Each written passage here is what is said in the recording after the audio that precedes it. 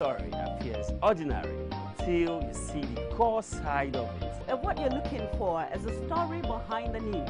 We bring it to you from Lagos, the commercial capital of Nigeria. Giving you all sides and political stories round the clock. Every detail from the start line to the final whistle. CoreTV News, expanding your view.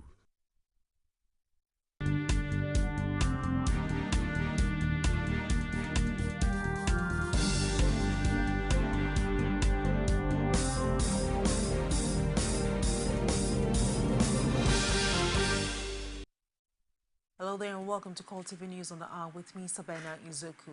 Lawmakers under the All Progressive Congress worked out of sitting of the House of Representatives at the National Assembly over disagreement on the issue of $9.3 million seized in South Africa. Lawmakers are currently holding a closed-door session to decide the next line of action. We'll bring you more details in our subsequent bulletin.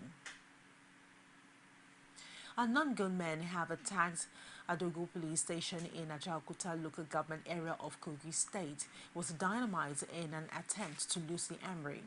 They were, however, repelled by policemen on duty. The attempt by hoodlums to cut away arms was aborted as the police successfully evacuated the armory from the station. The attack, which was carried out on Sunday with heavy dynamite, sets the building on fire, according to a statement by the force public relations officer Emmanuel Ojuku on Monday in Abuja. The police says no casualty was recorded by the men on duty, while some of the hoodlums escaped with bullet wounds. The police added that the areas had been reinforced, while frantic efforts are ongoing to track down the fleeing gunmen. The police appealed to members of the public to report anybody seen with bullet wound to the nearby police station or other security agencies. A security source has confirmed to CoreTV News in Abuja that the authorities are investigating the alleged killing of Boko Haram leader Abubakar Shekau in the battle. Reports had filtered out from Borno State at the weekend that one of the corpses recovered from one of the battles for Konduga looked like the Boko Haram leader, but the senior security personnel who doesn't want to be identified has now acknowledged that the top sergeant commander was shot and killed at Konduga on the outskirts of Maiduguri. He added that the features of the terror leader are being compared with the recovered corpse to determine whether he is the same that had been appearing on videos. The Department of State Security had always insisted that Shekau seen in recent videos is an imposter. It claimed that the real Shekau was mortally wounded in battle at least 1 year ago. Nigerian military and their Cameroonian counterparts have been laying claims to the alleged killing of Boko Haram leader Ibrahim Shekau. The situation has generated reactions from Nigerians. Speaking on a flashy program called Digest, public affairs analyst Bala Zakar says the military should not be struggling to convince the public on who killed the Boko Haram leader. He advised authorities to focus on boosting the morale of the troops. When you look at accounts now, you know, of the two different forces of the two different countries, yes, it's good to show your dexterity and creativity, but this is not the time. We are still on, it's not yet El Dorado. We are still on the path to achieving total victory. What, like he rightly said, what people should be interested in now is that morale booster from wherever place it came. It should be sustained, and if possible, we should up the morale booster. It could have been by way of incentives. It could have been through data gathering. It could have been through a system where both sides of the continent or these countries are just getting tired. It's possible that they are seeing depletion in their total or general economic well-being, and they feel we need to confront this monster. A political analyst, Razak Lokoba, urged Nigerian military and people in the northeast to be more proactive and vigilant so as to abort further attacks by the insurgents. Instead of celebrating the death of Shekau, if he has actually died, what we should be looking at is how we are actually going to end insurgency, what led to it in the first instance, and for us to have that what is called eternal vigilance. And the government will be vigilant. The people in that region will also be vigilant, and the military should also be very, very vigilant. Nigeria's military had denied reports of cross-border raid by Cameroon military in any part of the country. There had been reports that Cameroon had bombarded parts of the country, during which Boko Haram leader Abubakar Shekau was allegedly killed. But the defense headquarters on Monday used its Twitter handle to dismiss the claims. It insisted that all operations in Konduga and the border parts of the country are by Nigerian troops. The military has meanwhile revealed that 10 Boko Haram members have surrendered to troops in Kawuri. This comes the day after 5 insurgents turned themselves into alongside their weapons at Konduga. Defense headquarters says the insurgents are in custody for necessary debriefing. Former Vice President Atiku Abubakar is convinced that Jonathan administration has not done enough to ensure a quick end to the war against insurgency. Speaking at a recent interactive media session in Abuja, the chieftain of the All Progressive Congress recalled that Obasanjo administration smashed the similar group within a few weeks. I don't believe as a country we have done enough to secure this country. This bunch of insurgents have been operating for nearly 4 or 5 years now. And knowing Nigeria, we used to pride ourselves with one of the best armed forces in this country. I really don't know where things have gone wrong. Is it the armed forces? Is it the political leadership? I just can't believe what is happening. Honestly, I am not in a position to explain this because I'm not in government. I don't know what is, but I don't believe this is a situation that Nigeria would not have dealt a very, very fatal blow within 3 to 6 months. Because I remember when we were in office, such a group that wanted to emerge in Yobe, we smashed that group within a couple of weeks, completely. That such a group should be allowed 4 or 5 years operating in this country and then saying they have even occupied some parts of the country and hosting flag and nobody is doing anything. Please help me ask. Over to Kaduna State, where scores of half-naked women on Monday blocked the convoy of Kaduna State Governor Ramalan Yero and Fadankasha in southern Kaduna. They also hurled objects at the governor's convoy when he visited the area to commiserate with residents on recent attack on some communities in the area. The women were angry that after at least 7 attacks on their villages in recent times, the governor was now visiting few weeks to primary elections. Eyewitnesses told CoreTV News that an embarrassed Yero called on the people to be patient and be peace-abiding in brief remark before returning to Kaduna. Meanwhile, Christian Association of Nigeria, CAN, claims that over 300 people were killed in recent times in the area. CAN blamed the killings on terrorists in a letter handed to Governor Yero at the palace of the district head. The Christian body urged the governor to take necessary steps to stop constant attack on the largely Christian community. In spite of pressures to seek reprieve for 12 soldiers sentenced to death for mutiny, Chairman Senate Committee on Defense is not prepared to raise anyone's hopes. George Sekibo told journalists in Abuja that he is not surprised that the soldiers were handed the death penalty. But he says members of the Senate Committee will be meeting the military authorities on the issue this week. As prudent as the military is, they cannot just point at somebody as having committed an offense without the man committing the offense. I am aware that they went out to investigate whether these soldiers really did commit the offense, and they went to where the offense were committed, carry out investigations, ask questions, and all that. Got even some eyewitnesses to come and talk to them. All that I heard of it, but because I cannot be part of that panel, so I cannot say I'm a high witness. But that is what so far I understand about it. I have not invited the Chief of Defense Staff or Chief of Army Staff for briefing yet. I'm inviting for that briefing. But what I hold on to is this. we should look at the law. We should look at the Constitution. We should look at what is spelled out in their standard code of conduct and operations. And we should look at the relevant punishment that attach to defaulters.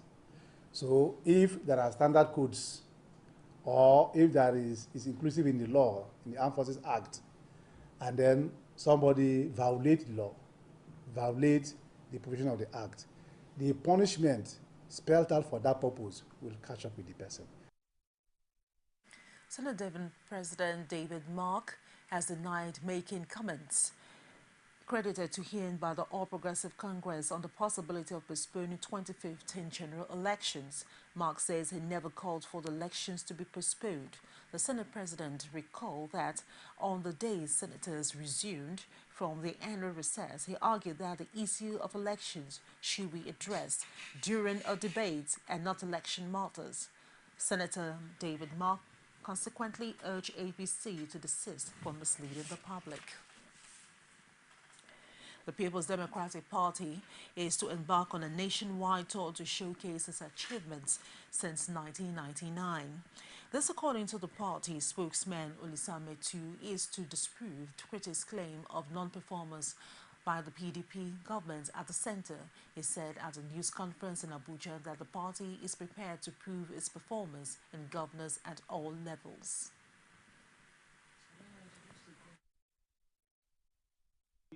Has mounted a negative campaign asking what the PDP has done in the last 15 years. Many of them have also queried the rationale behind the unanimous adoption of President Goodluck Jonathan as our sole presidential candidate for the 2015 general elections. The People's Democratic Party will respond in a unique way. In the next couple of months, beginning from Monday, September 22nd, 2014, the Publicity Directorate will embark on a comprehensive nationwide PDP performance tour to visit and publicize all projects executed by all PDP elected and appointed officials at the federal, state, and local government levels. We'll take a short break, and when we return, CoreTV News on the Hour continues. Stay with us. There is an Ebola virus epidemic in some West African countries. The Nigerian government wants you to be aware and watch out against the spread of Ebola in your community. Help keep our country safe and watch out for severe cases of fever, headaches, diarrhea, chest and abdominal pain, sore throat, cough, red eyes, and bleeding from the eyes, ears, and nose, especially when these symptoms are found in persons coming into Nigeria from other West African countries. Protect yourself. Wash your hands regularly with soap and running water, or use a hand sanitizer. Avoid contact with the blood, urine, feces, or saliva of animals like bats, monkeys, gorillas, chimpanzees, or infected persons. The Ebola virus is deadly. Don't catch it. Don't spread it. This message is brought to you by the Federal Ministry of Information. Welcome back. The Supreme Court has upheld the emergence of Willie Obiano as the duly elected governor of Anambra State in November 16, 2013 election. A 7-member panel headed by Justice Mahmoud ruled that 2 separate appeals filed by Chris Ngige of the All Progressive Congress, Anthony Iwonye of the People's Democratic Party lacked merit. Speaking after the judgment, Governor Obiano's counsel maintained that the outcome was not a surprise. The court endorsed the decisions of both the Court of Appeal and the tribunal to the effect that Chief Obiano was duly qualified, and further that the appellants who were petitioners at the tribunal failed to establish the various acts of non-compliance and irregularities that they alleged. So we are quite happy. It's consistent with the previous decisions of the Supreme Court, and in that sense, the decision is very much acceptable. Over to Rivers State, where confusion around the Rivers State High Court premises has caused the policemen escorted the most senior judge of the court, Daisy Okocha, into the premises. The State High Court has been under lock and key since June 10th due to the strike embarked upon by judiciary workers in the state. The court's premises was forcefully opened by security operatives. Over 50 armed policemen blocked the entrance of the two gates leading to the court premises with over 16 Hilux vans. Legal practitioners say rule of court must be reviewed if delay in dispensation of justice is to be tackled in Nigeria. The call was made at the Supreme Court session to mark the beginning of the 2014-2015 legal year. The Nigerian Bar Association maintained that the review of the rules is necessary, especially now that Nigerian prisons are congested. For those in the legal profession, Monday marks the beginning of a new legal year in the country. And as usual, a special session was held at the Supreme Court, presided over by the Chief Justice of Nigeria. First, it was time to appraise the previous legal year of 2013-2014 with the aim of setting course for the new year. Out of 1,288 cases, 146 were disposed while other cases were appealed against.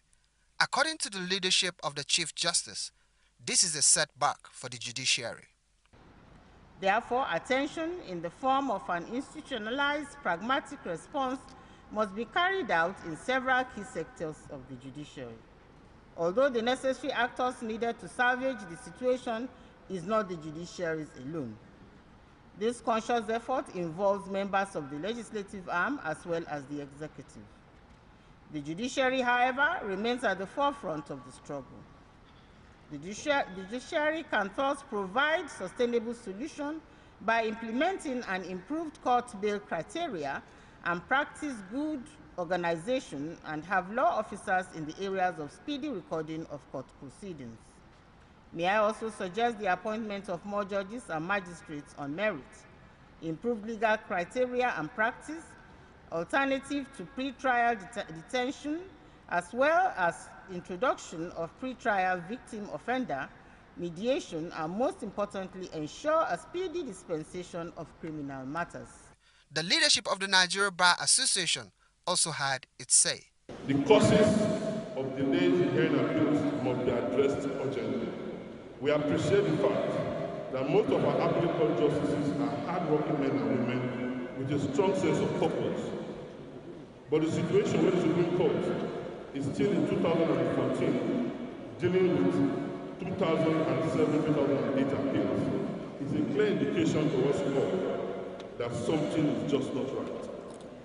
We must review our rules of court to make the processes faster.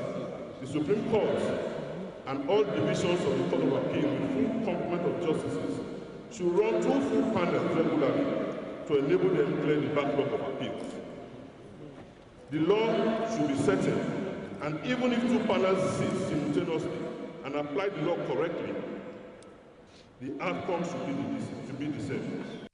NBA also stressed the need to develop a more accessible case management system and financial autonomy of the judiciary. All NBA chairmen in all the states of the Federation shall this week seek audience with state governors in their respective states to push strongly for compliance with particular provisions of the autonomy of the judiciary. Our next line of action will be dependent on the position of the governors, but let it be known that the NBA will not compromise on this issue. There is, however, a consensus that restructuring the court system couldn't be coming at a better time, especially now that the 2015 general elections is just a few months away. Meanwhile, Chief Justice of Nigeria, Aloman Mukhtar, has sworn in 17 new senior advocates of Nigeria. They made the cut after clearance from the Legal Petitioners Privileges Committee from a list of 132 applicants. Justice Mukhtar swore in the new senior advocates at the special Supreme Court session to mark the beginning of the 2014-2015 legal year. The senior advocate of Nigeria plays a critical role in the legal profession. He is to assist the courts attain justice, and in doing so, must espouse an impeccable standard of diligence, integrity, discipline, and demonstrate the highest standard of advocacy. A keen understanding of how the law affects the daily lives of people and the promotion of the rule of law to facilitate the fair administration of justice in our great nation should be the primary responsibility of a senior advocate. After the break, we'll take you outside Nigeria. Stay with us. Glad to have you join us another edition of The Political Arena, the most detailed and incisive political show. If you are a sitting governor and the opposition is able to stomach structure against you, that means you are wicked to the people. Until the end of our time, I'm the legitimate authority to govern this country. They gave me 20 minutes to move or they will shoot me. He has no chance for survival.